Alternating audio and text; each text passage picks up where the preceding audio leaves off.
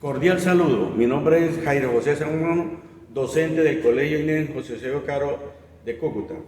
El nombre de la propuesta que se va a presentar.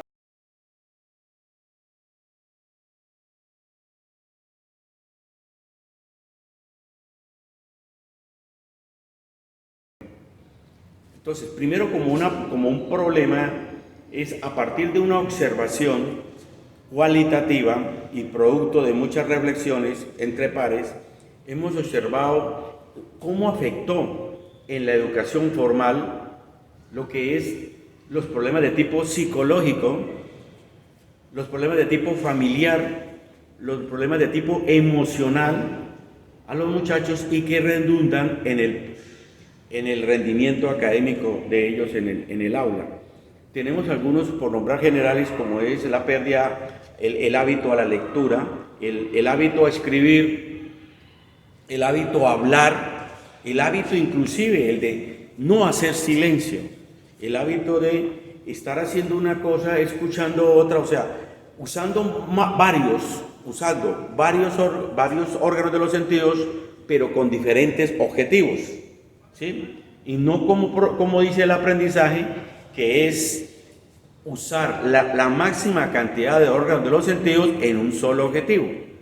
Bueno, entonces cuando se ve estos problemas, cómo afectan la educación integral de estos jóvenes, entonces miramos a ver qué tipo de estrategias podemos retomar, porque aquí hablar de innovar es retomar cuando ya habían procesos teniendo en cuenta la naturaleza y la biología del ser humano.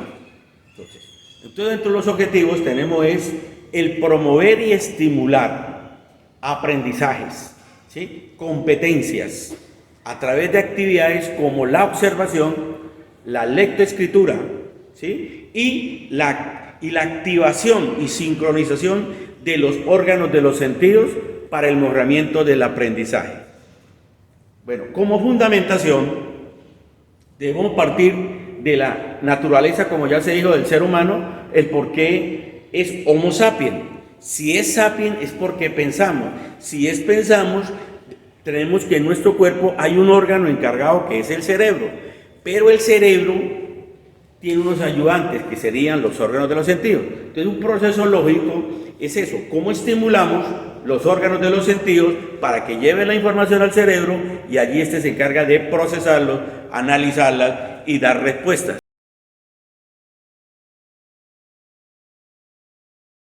Tenemos que la neuropsicología ya ha hecho estudios de la relación cerebro, vista, lectura, ¿sí? También lo que es el cerebro, audición, ¿sí? Escribir y los procesos complejos del aprendizaje.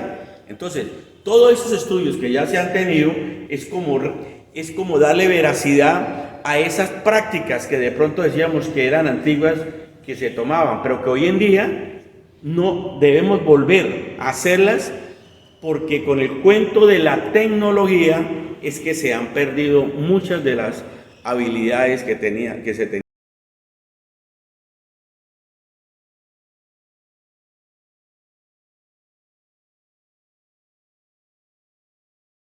De la metodología, ¿qué? La metodología son dos cositas. Primero,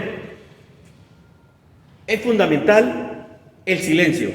Entonces, en una aula de clase se debe de establecer, motivar y exigir el silencio, porque el silencio inmediatamente estamos hablando de un cerebro que está en disposición, digamos que está a la expectativa y que está pendiente para recibir la información. Entonces, el cerebro es fundamental, aparte que es un ingrediente dentro de las normas de disciplina. Entonces, ya con el silencio nosotros podríamos entrar, bueno, ¿cómo se da el conocimiento? ¿Cómo se trabaja la información? Entonces, primero, se pueden usar diferentes estrategias. Primero, a través de escrita, ¿sí? Entonces, podemos poner a trabajar alumnos de A2 donde ellos están viendo, están copiando, están revisando ortografía, caligrafía y están en completo silencio.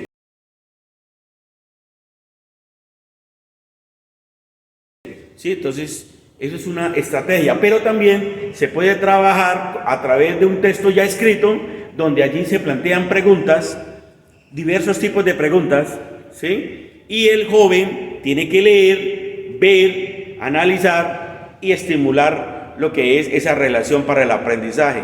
Pero también nosotros podemos trabajar a través de que ellos elaboren sus propios escritos, ¿sí? Para que les encuentren su organización y lo que es la ortografía, la caligrafía y el sentido. Pero también hay otra forma de presentar la información, a través de gráficas. Cuando se dan las gráficas, se da una gráfica y que ellos de allí saquen qué información hay. Pero también a través de la gráfica usted puede preguntar por la información, ¿sí? ¿Qué análisis da esa información? Otra forma de presentar la información y estimular los órganos de los sentidos sería por la tabla de datos. En la tabla de datos ellos están observando allí y van a hacer lo mismo, van a mirar qué hay allí, qué se quiere sacar de allí y el máximo provecho que puede guiar el docente para estimular lo que es el aprendizaje. Bueno, a través también nosotros podemos dar una información a través de los audios.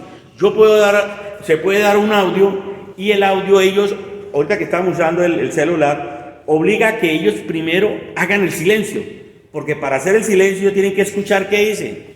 Una vez que ellos escuchan qué dice, hacerlos escribir, ¿sí? Y en esa escritura, pues, vamos a ver que si ellos entienden lo que escriben. Entonces se estimulan los órganos de los sentidos. Pero también hay otra forma, en un audio se pueden dar unos datos. Y esos datos que se dan, se les guía para que ellos lo organicen en una tabla de datos.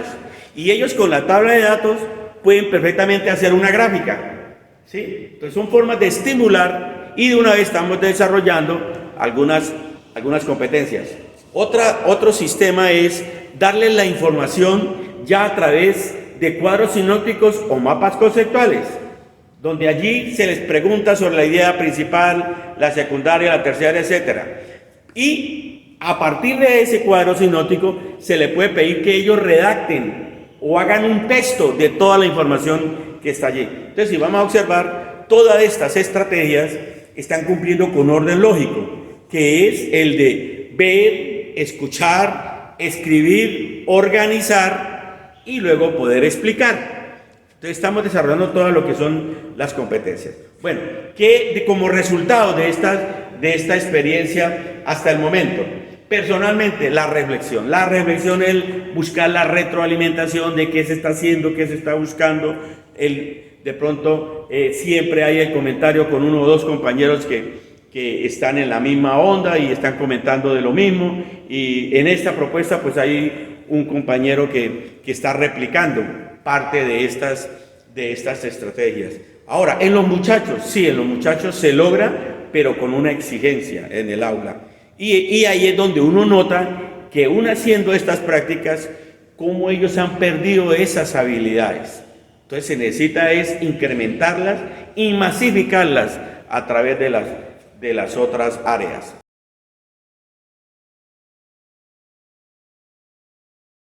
También, como para hablar de los resultados, tenemos que ver que a partir de estos resultados es solicitarle al Ministerio de Educación o a la misma Secretaría de Educación un periodo de transición para poder retomar estas actividades, porque la gran mayoría de colegios, docentes, inclusive los directivos y los rectores, como estamos encasillados en unos puntajes, en unas cuestiones censales, una tabla de datos de unos puntajes del IFE, etcétera, pues no dan cabida a que se esté tratando de implementar otras estrategias.